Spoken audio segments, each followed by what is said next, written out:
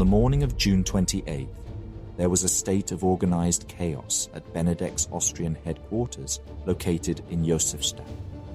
The reports regarding the battles at Weißerkauf and Trautenau had arrived the previous night. Although Gablenz emerged victorious at Trautenau, his losses were nearly 5 times higher than those of Bonin's Prussian corps, which had withdrawn through the Bohemian hills. Ramming's defeat at Weißerkauf had left him in a precarious situation, vulnerable to being outflanked.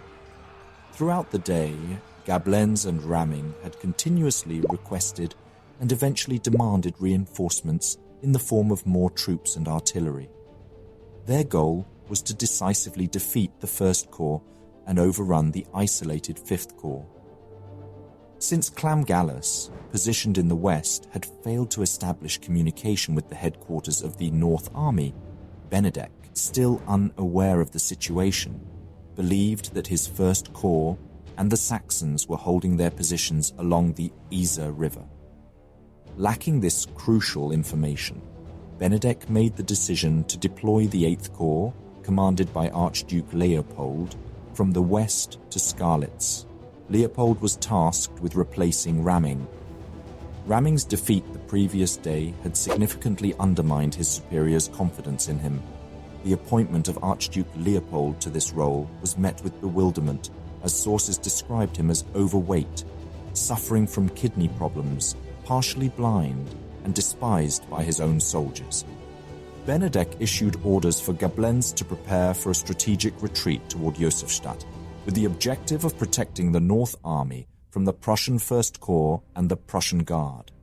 In the event that the Prussians were to appear with a larger force than just a single corps, the 2nd and 4th Austrian Corps were designated as available reinforcements to provide support.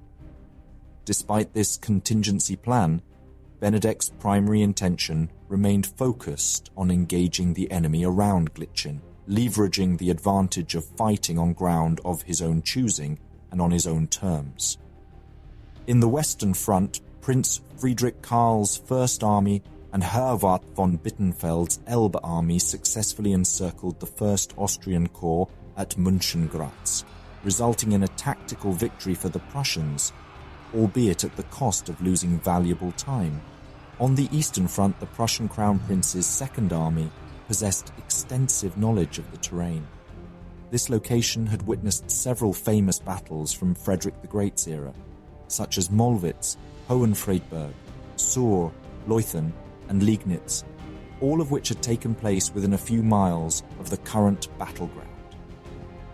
Prussian officers were well acquainted with this terrain, having studied it through historical records, war games, and military maneuvers.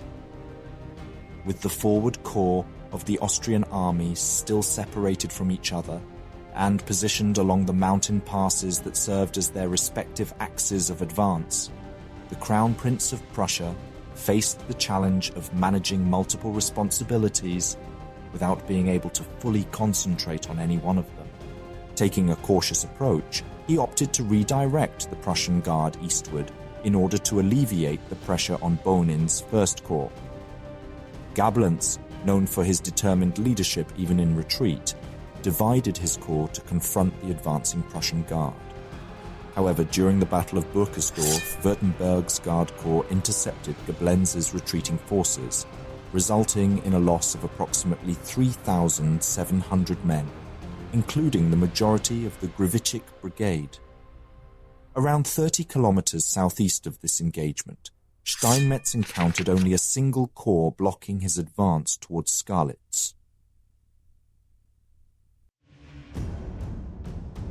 The dispositions at Skalitz were nothing but brainless.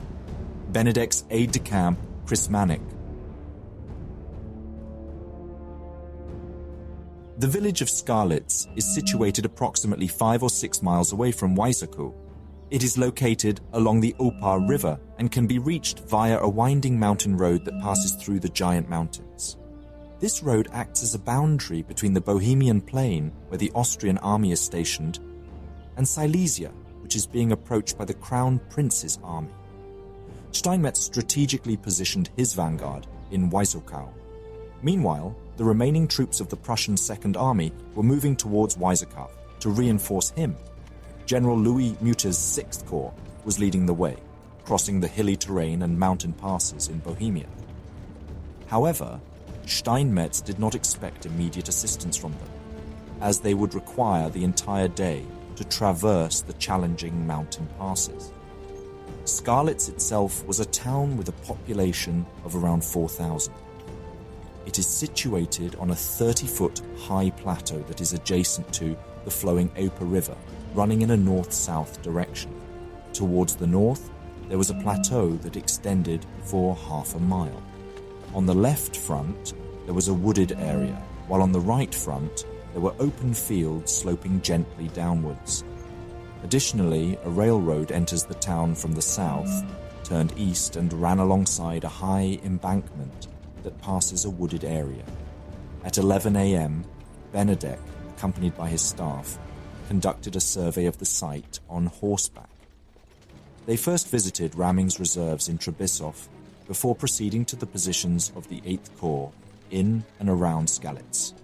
Raming made a request for him to relocate his 7th Corps to Skalitz, with the objective of flanking any advancing Prussian forces from the left side. By combining the firepower of a corps with their cavalry advantage, Skalitz would have been an impenetrable position. However, Benedek did not believe that Steinmetz would initiate an attack.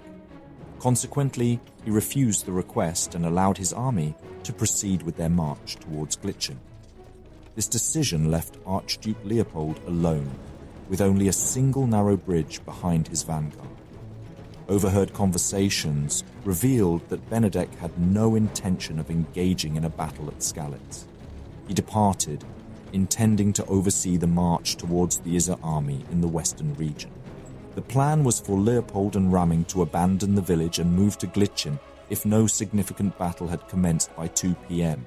As Benedek left, the Austrian forces completed their deployment. General Gustav Fragnern's brigade took positions on the upper heights located behind the Dubno forest. General Leopold Kreyssern stationed his troops north of the Ravenska pond, and Schulz commanded the defenses around Skalitz. In total, Leopold's corps consisted of approximately 20,000 soldiers.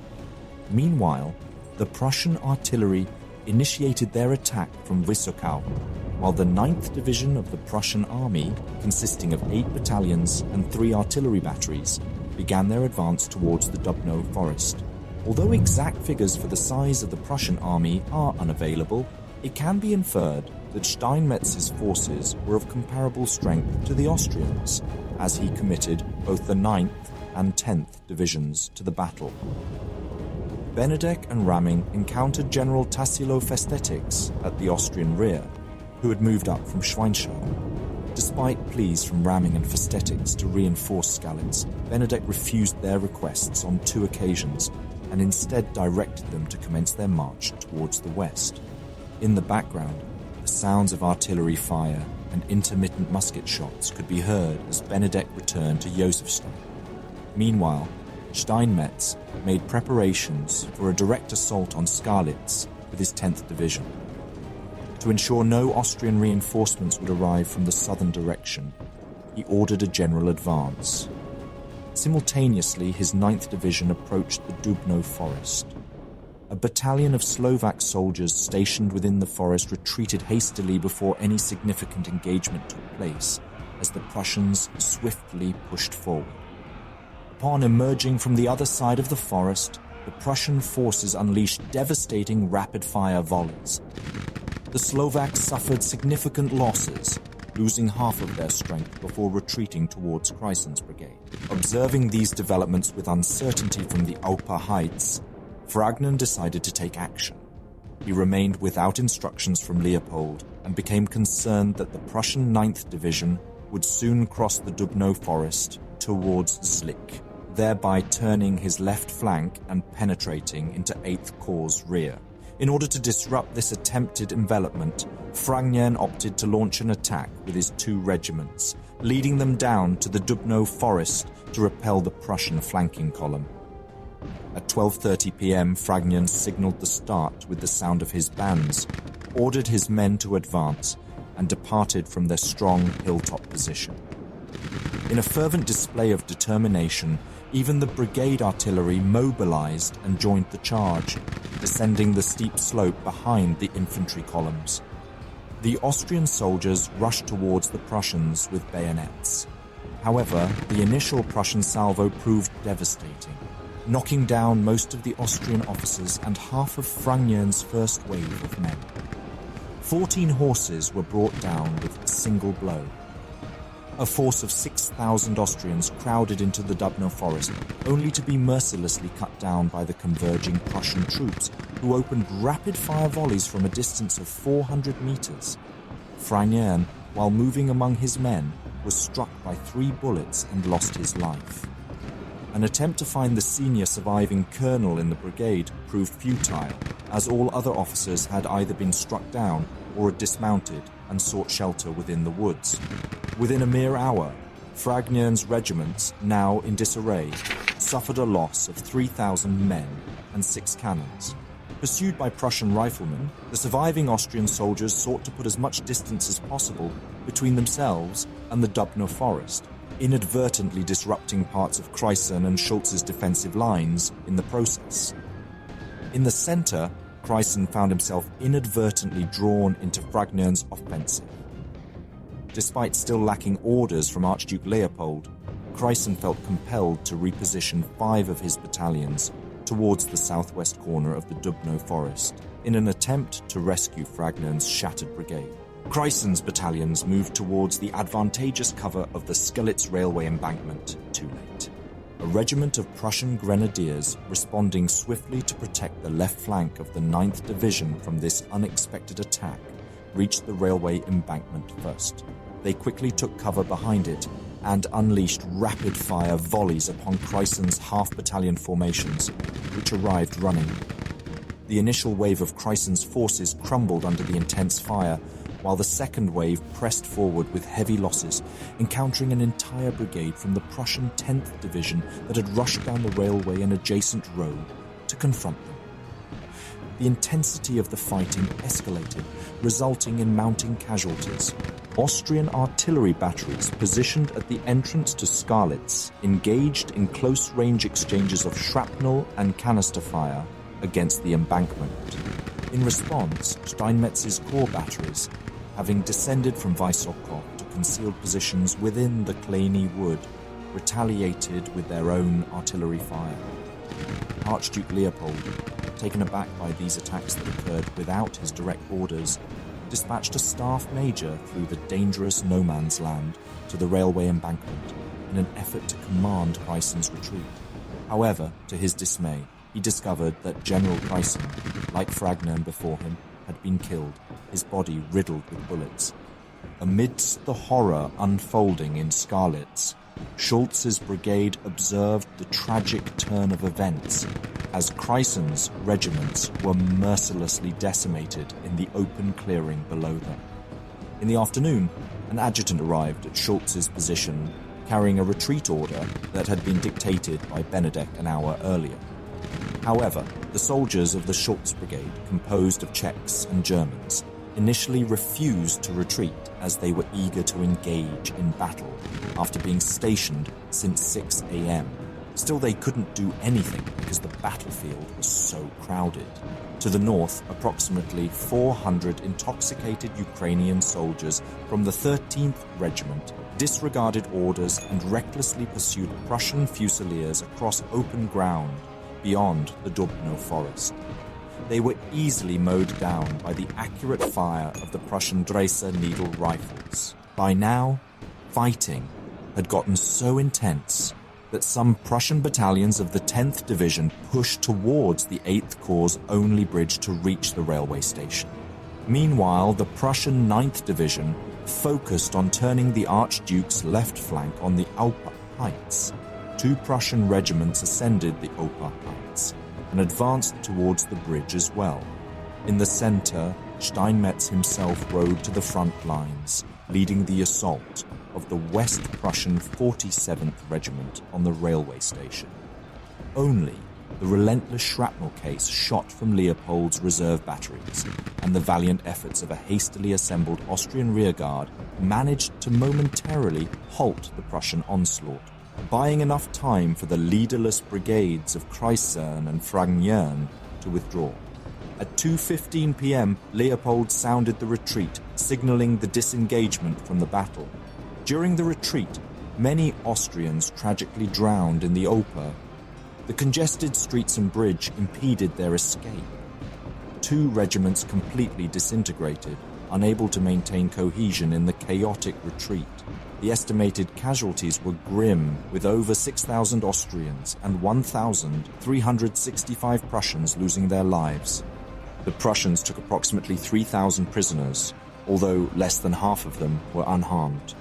General Kreyssern's forces suffered 2,000 casualties in terms of dead, wounded, and missing, while General Fragnern's losses amounted to 3,200 men and 100 officers. The Austrian forces endured a staggering rate of nearly 800 casualties per hour. This translates to approximately 13 casualties per minute and nearly 40% of the engaged force.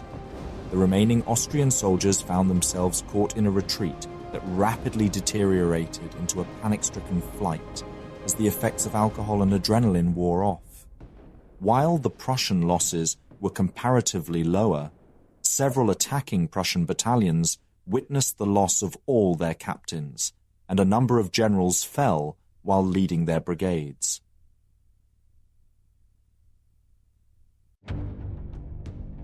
It is not our intention to permit ourselves to be drawn into a serious battle. Message from Archduke Leopold to General Kreyssern while his battalion was getting decimated at the railroad.